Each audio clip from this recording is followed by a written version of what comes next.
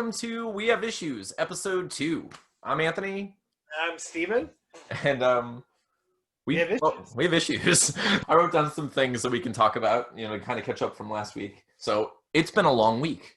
Like it's been, I think every week this year. It's been a long year, right? It's been a rough year. Chadwick Boseman died this week. Oh my God. Yeah, man. Speaking of like comic book issues, I think, were you like me and probably like most other huge comic book fans? I had no idea that was going on at all. Did you know? Not at all, dude. I assumed it was like suicide or something crazy like that, and then it's like cancer, and it's like cancer. Like, yeah. What? Which like, and then like you find out this dude was like superhero mode and like going to like cancer wards and taking care of all these kids and doing all this stuff while battling stage 3 colon cancer himself. Like, crazy. Oh, so I mean. I don't know. I've been thinking about it just because there's so much that's been going on in the world, and I know that a big part of this podcast is talking about our issues, but I kind of want to avoid talking about most social issues, only because, and like I just want your opinion on this, only because not because like we have any like controversial opinions or like think anyone wouldn't watch because of that, but just because I feel like there's no escape anymore. No, we're inundated at this point. I mean, literally I get it for sure. Like you just can't turn anywhere. Yeah. Without the most polarizing opinions. Yes. Oh my gosh. And it's becoming absurd. Like I'm watching people argue about the most absurd and ridiculous things and also using the worst arguments in the world on like for everyone. Everyone's just saying terrible things, name calling. And I just I wanted your opinion on this because I thought it would be cool if this could be more about our personal issues and like how we dealt with certain things. And I brought up the Chadwick Boseman thing because I think that's on the cusp of like, it's a social thing, but it's also comic book related. And, I don't think there should be no controversial opinions or infighting. No, I will say at least in so far. Yeah, right. So far, it's been really, pure. I feel like everyone, as it should be, everyone's pretty deeply impacted by his death. I don't think anyone has a sour opinion about the man. He seems, it's a rough week, man.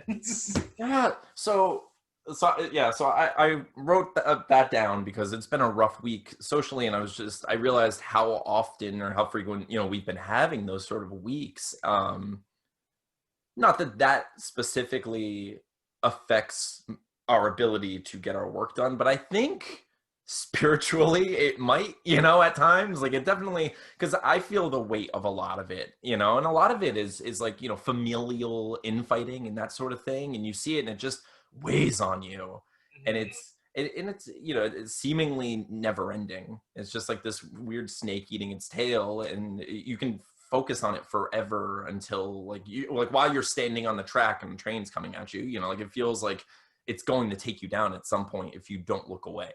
And I don't mean to say that, our podcast is going to be like the ostrich hiding its head in the sand or whatever, but it can be. It can be. And it can't, if there's like a sandstorm, what better place to put your head? I'm just saying. But I just what do you think of that? No, I agree. It's we have issues, not you guys have issues. Yeah, it's not about the world. It's about your guys' problems. It's you guys have problems.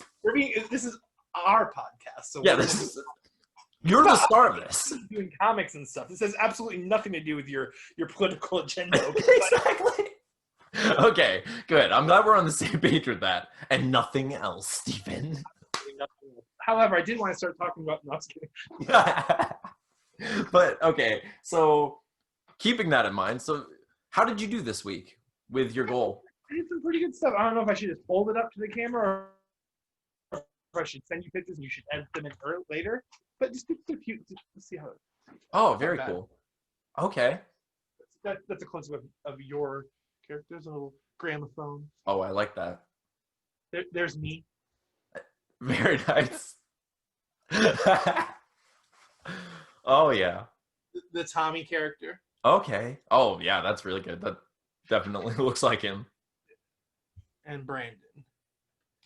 I love Brandon so much. That's definitely not classic Brandon, but I like it. And I see what you're going with. That's current Brandon. Brandon, he's pretty cool now. So Yeah, I think it's fair to represent people in a way that will kind of glorify who they can be at their best.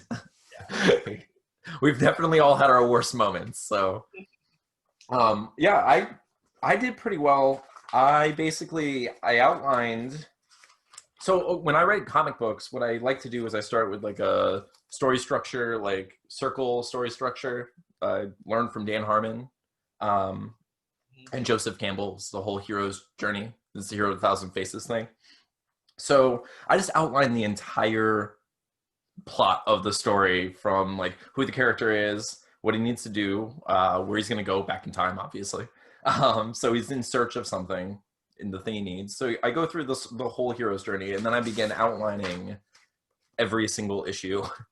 And so, yeah, my process is always outlining every single issue broadly, and then I'm going to go in and outline panel by panel and then actually write.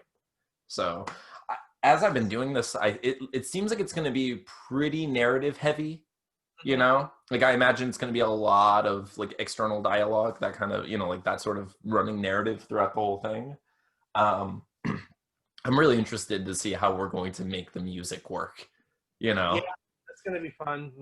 And I've been doing a lot of like, I don't know, man. I've been playing a lot of different styles of music. I actually started messing around learning, remember Cliffs of Dover from Guitar Hero? Oh, yeah. Yes. Yes. Yes. Yeah, I've been like learning that. I learned some Clapton. I'm just trying to like broaden my like, you know. Yeah, the genre horizons. Yeah, because I mean, you know, obviously, you know, metal and like especially like pop punks, right. All those different things we used to listen to were heavily influenced on my writing and stuff. So I'm trying to incorporate some more melody into it. I think we should just play the same 4 chords over and over and just sing in different ways. I mean, what is it? Almost every radio hits the same 4 chords from what right? We could totally do it. But yeah, as I've been outlining, I'm really interested to see how we're going to incorporate like the feel of a song in the page, you know, and especially because I want to make it so people don't need to listen to the actual songs in order to enjoy and appreciate the comic. But of course, I think it's going to enhance the experience overall. Right. So for sure. Yeah. But I think I was mostly successful. You were mostly successful this week. Yeah, I got a few doodles in. I need to start up on some things though. Yeah. What do you think? I mean, I can draw feet, but I choose not to most times. I need to stop doing I think we could just have a foot-free comic. I don't see the need for them. Hashtag Liefeld. That's true. It is true. But yeah, I mean, it's pretty rare with the exception of like people laying down maybe with their feet up, you know, across, that sort of thing. You could always use references for that kind of stuff anyway. I'm gonna get so good at drawing like naked feet that I'm gonna insist that every character does not wear shoes. You're gonna be the Tarantino of comic books. Exactly. Just close up of the feet. Just a close up of feet. And then you're welcome. Those feet going into a drawn version of me's mouth, because that's what I imagine Tarantino would do. All right. That's a little joke against him and Salma Hayek in From Dusk Till Dawn. From Dusk Till Dawn is a great movie. We're going to talk about a vampire movie every podcast. Stay tuned. It's not as good as Lost Boys, but no, it is good. It is so good, though. Honestly, I like From Dusk Till Dawn. The first one holds up. It's a fantastic movie. Dude, that was one of the movies I saw. Oh, you're saying it's awesome. Yeah, it's awesome. Yeah. Oh, dude, that was one of the movies I saw way too young. Like it occurred to me after the fact where it's like there's no reason I should have seen that movie. I remember exactly how I watched it. I'm sure. Okay, so my aunt and uncle were sitting up in their bed, and I crawled and like snuck into their room in front of their bedboard. They had like a bedboard, and they had to have seen me. Well, things could have been going awry. Oh, they could have been awful. That could have been a really bad situation for me. Maybe it was, but I was so just drawn into that movie like a bug light that I didn't notice. Hold on. But he has some sort of like sexually repressed charge of you every time you watch From Dusk Till Dawn. I mean, Cheech says some things in that movie that I was not ready to hear. I don't think any of us were. Honestly, I'm still not ready. Every time that scene comes up in the movie, it hits me so hard. Oh Random. yeah, that's so funny. Oh gosh, I love that movie. I love like, although I told you I met Danny Trejo. I told you about this, right? I think so. Okay, so I met Danny Trejo, who's like the bartender in that movie, who's the biggest, toughest looking badass I've ever seen in my life. Um, Face scars. but but when I'm okay, so I was at a hotel with my aunt and uncle, and I held the door open for my aunt and uncle, and then a couple other people walked by, so I just continued to hold the door, just kind of, when you get caught doing a good deed, and you're like, I guess I'm getting punished for this now, you Yeah. know. So, but that happened, so I let a couple more people go, and then I saw more people coming, and I was like, I'm not going to close the door in their face, whatever, just go ahead, Turns out it was Danny Trejo. So it was Danny Trejo with this like, a huge group of giant dudes. So they all go in. Finally, I'm free to walk in. But now there's a sea of giant dudes separating me from my aunt and uncle. And I'm just like this. You gotta cut the line. You gotta cut the line for Danny Trejo. Dude, so I get to be the fool who just goes, Mr. Trejo, Mr. Trejo, Danny Trejo. And I just start like saying his name. Finally, he stops, and his whole entourage turns around, and I'm just like, may I please get by so I can go see my and he's like, oh yeah, go ahead, But as I walk by, I realize I'm like a full 2 feet taller than him. I'm like, this is nuts. And I never would have noticed. It was so funny. That's yeah. so funny. But yeah, so we did pretty well. So it's like sidetracked with vampire movies. So what's our plan for next week? And like, is there anything you think you have to improve? Like, did anything get in your way with your drawings? Like I said, I want to get better with some of the positionings and stuff like that of characters and just like more creative angles. I feel like not that I mean, of course, Scavengers and the Absentees have their weaknesses. I feel like I just need to get a little bit more dynamic.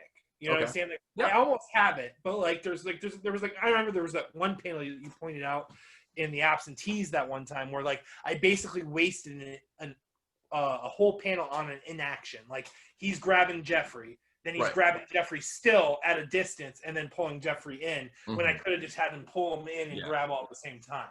So like it's stuff like that I want to tighten up on. More like just cool angles. I want to get the characters down a little tighter. So I think I have your character down pretty good, though. I mean, I have a pretty good idea of what he looks like, what his expressions are. He's always sad in the pictures I draw, which is pretty true to life. Yeah. Yeah, noted. Read loud and clear, Steven. I made me look as hipster as possible because I figured you might as well just, lean into it. I mean, you're already married. You can't get more married, Steven. Stop making yourself sexy. And I'll do is I'll put a different craft beer in his hand in every panel. So it's like just a different brand. In fact, craft brew companies. Here's your chance. That would be a pretty cool job, drawing for like beer bottles. Wouldn't that be awesome? There are so many good ones too. You know what I think though is like that's the unfortunate thing about art is art is so fun. Yeah. Like, people are like, yeah, I'll draw your character. Here's your beer, buddy. Enjoy it. I love drawing. And that's like kind of what happens to us. We just like to draw. So yeah, it really does. It's really hard to ask people for money for things that you like to do, and we have to get better at it. Like my friend Jessie, the photographer, is really good at that, and just like putting her best foot forward and like basically stepping up and demanding the thing that she knows she's worth. And that's. It's really what I think it's a self-worth thing. Honestly, I think this really plays a bigger role into who we are as people and how we need to like kind of identify that we need a little bit more self-worth in ourselves. That's really what it is. Yeah. So basically our comic book issues are going to be $78 and you're welcome for that very and there's going to be 6 variant covers for each issue, so you better collect them all. It's going to be every character in several positions, every articulated pose you could possibly do. And the cover it's not gonna be like fresh art. It's gonna be like the background's green and then the background's red. I'm not getting super creative. You just gotta collect them all. Collect them all. Gotta collect them all. But yeah, I think that's true. Yeah, we undersell ourselves so much, and like we underestimate our own value, and it's sad. But I think we'll get better at it as we go. I think. Yeah. I've always kind of had the if we build it they'll come mentality of just like let's do it and see what comes of it, you know, and just that's why I'm so invested in just finishing and seeing what we can do. Yeah, You know? for sure. But yeah, I'm looking forward to seeing where this goes. So our idea is a graphic novel, right? Like it's not going to be issue based. Oh, no, yeah, either a graphic novel or just a thick issue, basically, Yeah. right? Like, Well, because I outlined it for 44 pages is what I got. So that's Like, about 2 issues, like 2.5 yeah. issues, you know. We could probably go a little longer. It depends on how we're feeling about it. But I'm gonna start writing it this week. That's my plan. So that was my next question to you is, you know, what do you have? What are you going to plan for next week? What was your goal? I suppose I should tighten up on some more concepts. And if you're going to have it written out, obviously I can't really storyboard anything yet, but I can at least have the character concepts down. Right. I know the characters are rough people that we kind of went over a list. So maybe just shoot me a list so I can like make sure I have everyone checked off. Right. The quote unquote Tina character too. I didn't finish really. I made her thick. You made her thick. Let me see. My wife is gorgeous, and I need to capture her beauty in drawing form as best I can. Despite the futility of trying to do so, because she's beautiful. Yeah. So last week I mentioned that we might play like comic book games. So previously on Anthony's Life, I had a podcast with my ex called A Couple Conjectures. And the concept of the whole podcast was we would go through this book, the DC Comics Encyclopedia. We'd go through the glossary and find names that we've never heard of, and we would try to guess who the character is. So we try to guess if they're a hero or a villain and what their powers might be, at the very least. All right? See, and DC's good for me because, like, I am not a DC fanboy at all. Here's the thing. Even if you were, so many of these characters, no one has heard of. I have a pretty broad knowledge of comics and such, but I had never heard of Brother Power the Geek, who turns out to be like a puppet elemental. Yeah, this is a real character that I learned doing. Okay, so there's a character named Brother Power the Geek who was a dress shop mannequin that someone in the 70s put a shirt, like a bloody shirt on, and lightning struck the shirt. And it wasn't that the person who owned the shirt came to life. It was just a new creature came to life, fusing the blood and the spirit of the 70s and the dress store mannequin, and created a character called Brother Power the Geek. And he like went off on these adventures and became a circus performer and then also a politician. It was very weird. But then I found out that Mike Allred did a comic of Brother Power the Geek afterward. Isn't that weird? It's like small world.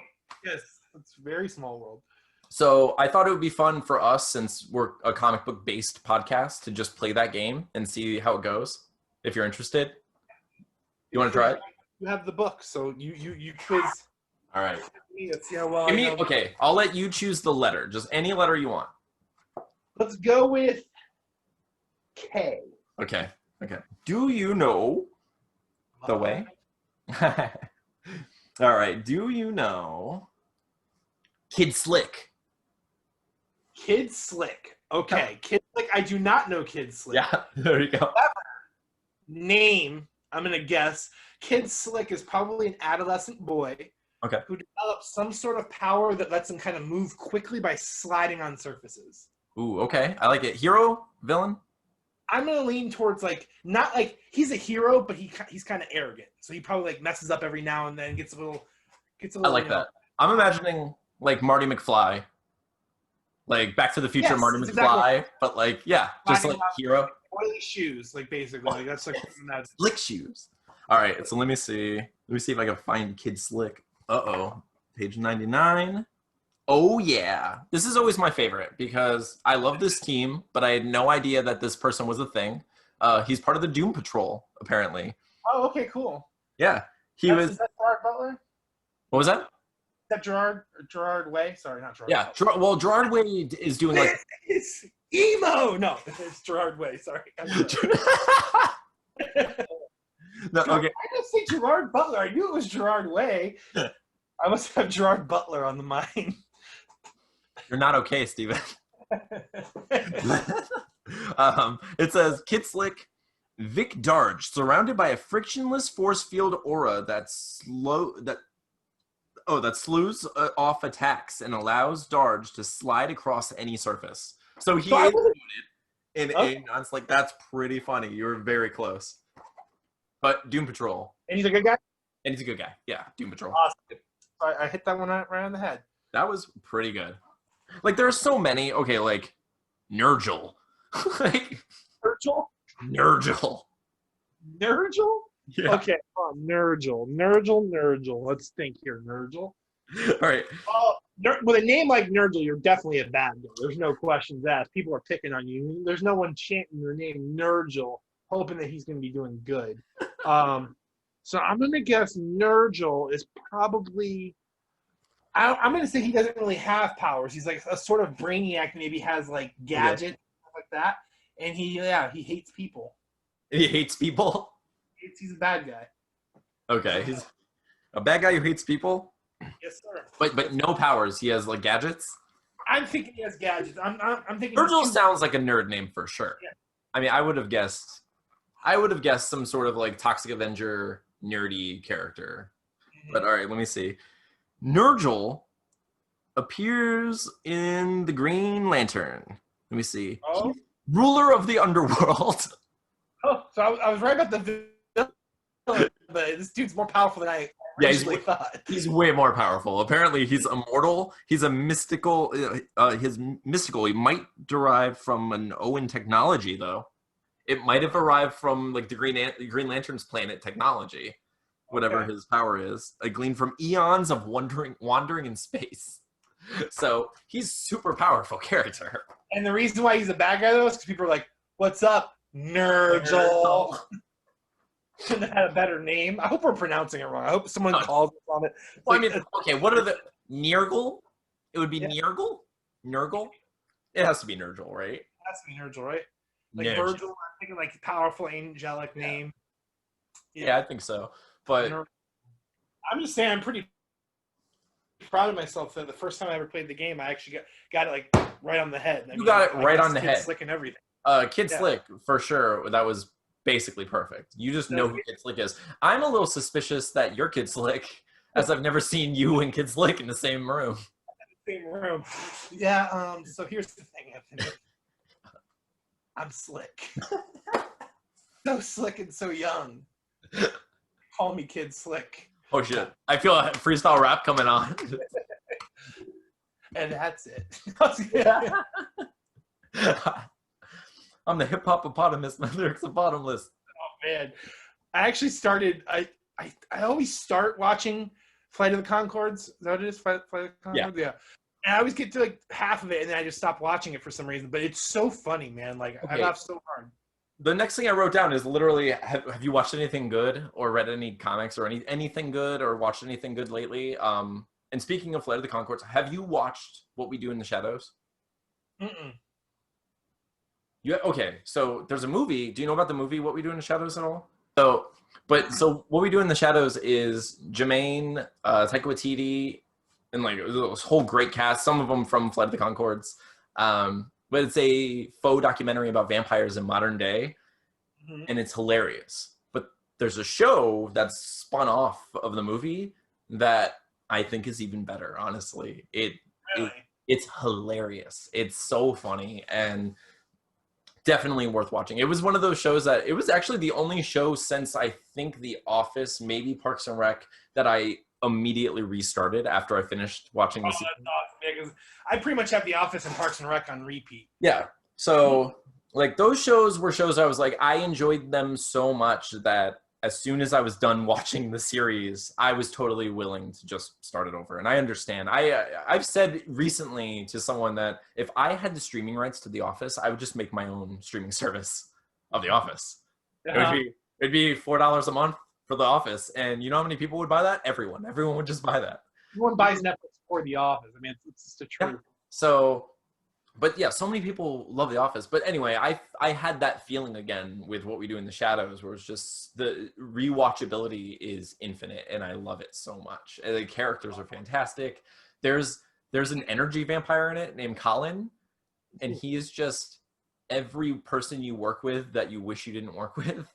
Oh man, that's awesome. Yeah, I know we both have talked about those people together, but It's so good. I think so. If you haven't seen that, I think you should totally check it out. Is it on Netflix? It's on Hulu. Oh, I have that too. So it's You have on. Hulu? Yeah, it's on. It's I on. have Hulu. Someone I know has Hulu, and I have their Hulu. There you go. Exactly. They have my Netflix. It's just how it all works. Yeah.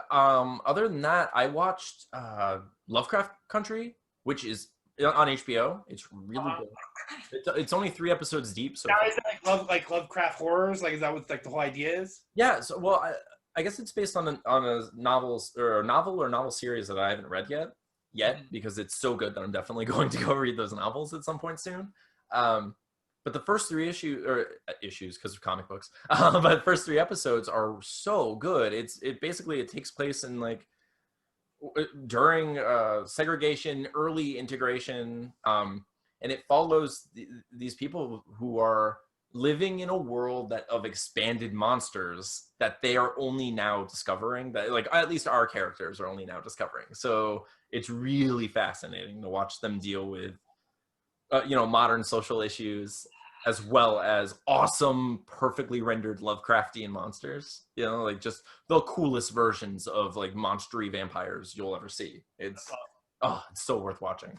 But I watched that, and I also watched the first episode of The Vow, which is a documentary about that weird sex cult that the girl from Smallville was a part of that. Do you remember the blonde girl? The guy, yeah, I remember here. And didn't she get time for it too? Because she was like one of the higher ups in it. I don't know. I know she was supposedly, getting people into the cult. I'm only 1 episode deep in it, so I don't know that much about it yet. But I remember when that was happening. Though. I remember. Like not so much when it was happening, but when it was finally like coming to the surface, what was going on. Yeah, I read that she was like priming women and grooming them to be part of this sex cult. They were I don't know what they were doing. I have to look into it / watch every episode of this documentary because it's really cool. It's also really interestingly made by, there was a documentary called What the Bleep Do We Know? That was kind of like a little bit woo woo, but like interesting new age / like philosophical, psychological documentary of just about like human experience. But the guy that made that fell into this cult, and he's the one who made this documentary. So he's already like this like interesting documentarian who, I don't know, like whether or not, I don't know if he has anything worth saying, but it's really interesting, and like watching it has been fascinating so far. So totally worth watching, but if you're interested. Have you watched anything lately? Like, let me think. Tina and I have been watching, actually, on Hulu, we've been watching King of the Hill, because I haven't watched King of the Hill in, like, years, and it's on there, all 9 or 10 seasons of it, so. I think of King of the Hill all the time. Dude, the show is so good, dude. Like, Mike Judge is so good. He really is. He really has his finger on the pulse of something interesting, for sure. But I think about King of the Hill, like, up until recently, it was, COVID, and I kind of met someone, thankfully. But I was like dating for a while, and I would hear all of these horror stories from these women, just, about unsolicited pictures and, that like just aggression and like all of these things. And it always reminded me of Boomhauer from King of the Hill. And just, there's an episode where Boomhauer is teaching Bobby how to pick up girls, and his method is to just go to the mall and just hit on every single girl until finally someone says yes. And I was like, if that's not the perfect like pigeon poking at a button, like just that's exactly what that has to be what men do. Like the mentality of like who I don't know. Who has given these men yeses? Okay, maybe they're not. Maybe they heard a story once. maybe they heard that it's a thing and they want to believe in whoever told them it was possible. If a flat Earth society can form out of nowhere, exactly. I'm sure a deep pick society could too. Right? But, like, we gotta get to the bottom of these DPs. It's like really like just like this dude that started it all is just like this huge troll, just wants to see all these men suffer. Like he's just laying back laughing at all these men sending it. It works for me every week. It's like kind of like the Naked Man episode of How I Met Your Mother. Yes. Yeah, where they even talks about like he talks about the success. Yeah. But dude, So Tina and I were watching Seinfeld. We just rewatch old shows. I wish I watched new stuff, but we just don't have time to watch new stuff. I can't explain it. I know our generation understands what I'm saying. Yeah, For some reason, you can't commit to a new show because you can't be paying full attention. So like you want to just dip your toe in. Like I've seen Seinfeld plenty of times. I can dip my toe in. But it was an episode where I forget what she says, or what Jerry says, but basically it's the Art Vandelay episode, and he's trying to impress that lawyer girl, and George is being George, and Jerry says something like, "Do you date people like that?" And she says, "Almost exclusively." And I was like, Tina, isn't that in something else? And like, yeah, dude, it was I don't know if it was intentionally referenced, but it was in How I Met Your Mother also. I guess Ted asked, "Do you date dumb people?" And he's like, "Almost exclusively." Like they ripped that line straight out of Seinfeld. It was just weird. That is weird. I'm sure that happens all the time. I know. I would like to think it's an homage at least, but I really hope that someone didn't just steal the joke. But I think if anything, it could have been either homage or someone who literally just didn't realize they were stealing it. I think that like we're so inundated with those sort of lines that we don't even know when we came up with something. Sometimes like that's I'm horrible, dude. I have the worst memory. I've probably stolen stuff from so many people, like when it comes to music and everything, because I just have the worst memory, dude. Like, yeah, I don't remember when I hear something or know. Yeah. I usually have a pretty good memory, but I definitely have had those moments where I'm like, is this mine? So I've written on Facebook and on Twitter and been like, is this a thing that exists? Did I make this up? So I had that recently with like a Facebook memory where it was in quotes and I was like, was that me? Did I come up with this? I'm just going to let it have, time can eat it. I don't know, whatever. Because I'll never figure it out. So the best line I ever uttered, which is actually what we talked about this week though. Yeah, man. My mom and I were arguing. I was a angsty teen and I realized I had gained the upper hand on my mother and she was realizing that she was wrong in this discussion. And she starts to back down, and she's basically telling me, like, yeah, you know what? You're right, Steven. You're right. Okay, you're right. And I'm like, don't do the rain dance if you can't handle the thunder, Mom. It was so good. It was. The delivery, too. I mean, so funny. I wish it's one of those things where you had to be there. But you did have to be there. Well, it was a rapid-fire round of, like, it was back and forth, and I just fired that off at her. I was on the couch so often and like just to watch you and your mom have conversations or more just you interact with humans when you were like early 20s. Like it was so funny. Oh yeah, those were interesting times. I look back at myself like, man, I was still lovable, but I mean like I had some I was a bad person. Oh, we're all bad people, Steven. We're all monsters. That's what Scavengers was about. My poor siblings. No, yeah. They love you, though. Yeah, I don't know. It worked out. I think they're all better for your bullying. No, I'm kidding. No. It's funny, though. Obviously, we've all grown and changed. And, I know it's taken me a while to kind of come into who I am as a person. It's weird. Yeah.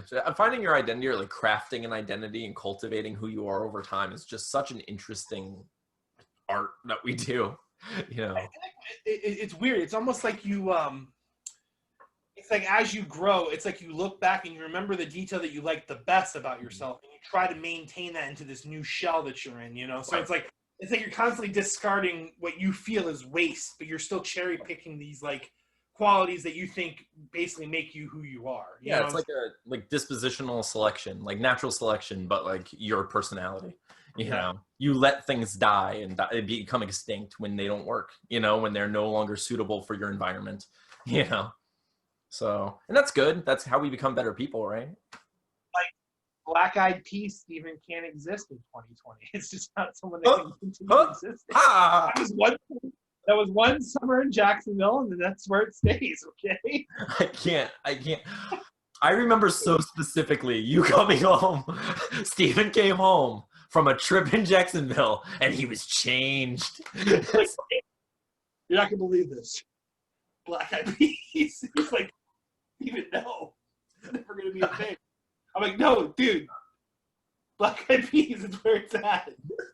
It's funny though, because of course they were a huge band, for a time. Yeah, no, everyone, you need to understand, this is like in the throes of like the scene. Like, we're listening to MCR, Census Fail, Silverstein, all these different, like all these different bands. And I'm just like, it's really good though. Black Eyed Peas. Forget. Are you listening to people who are singing about like weird introspective relationships they have with their own mind and bad relationships they have with teenagers? No. You need some of this. It's so good. You listen to those songs so many times. It was the best. That was a long summer. That was a long summer. Yeah. But just like all popular music, it gets old pretty quick. And yeah, oh my gosh. That was pretty funny. So, all right. So this has gone pretty well. So for next week, you want to basically get the drawings down, make sure we solidify all the characters, right? Yes. Hmm. So because we did this podcast so late in the week, because we have issues, but so I guess we'll just do it in 3 days, and I'll just do as much as I can. Yeah, we'll do as much as we can. I mean, I plan on finishing the issue outline one by one, and then I'm going to get to my panel outlines. So I'm going to start doing that. Or I'm sorry, I was doing page outlines, not issue outlines. Page outlines and then panel outlines. And then I'm just going to start writing it. I really just want to like dive in and start writing this thing. So I'm pretty excited about that. I know I'm not going to finish writing it in 3 days. So, actually, so my son Atlas is going to go with his mom on Wednesday. So I'll have like Wednesday, Thursday after work to just write, so I could probably get a bunch done on those days. And that's if the lady friend doesn't consume any time. See, that's a whole issue. Totally allowed to. I would totally love to meet someone else in your life. Yeah. I kind of fill that hole. And the thing is, if they're going to fill that hole, I need to make sure that they're going to fill that hole properly. You know what I'm saying? If anyone's going to fill my hole and it's not you, they better do it right, Steven. I'm trying. I'm giving it all I got. I'm just a big gaping hole right now, Steven. He seems pretty awesome from what I've heard, so I'm excited for you. Yeah. Mark Hamill in that? All right, so we have our plan for next week. I think this went pretty well. Thank you all for listening to episode 2 of We Have Issues, and we'll see you next time. Catch you around. All right. You're welcome.